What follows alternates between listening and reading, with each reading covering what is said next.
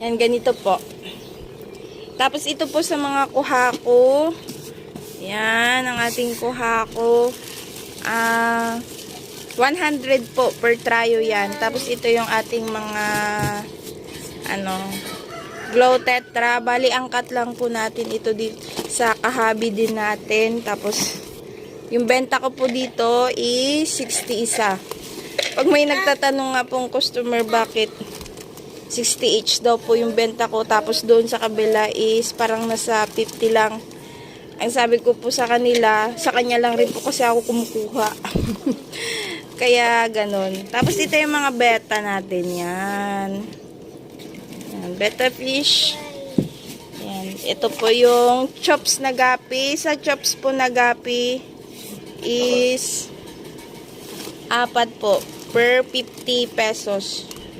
Ay, mali.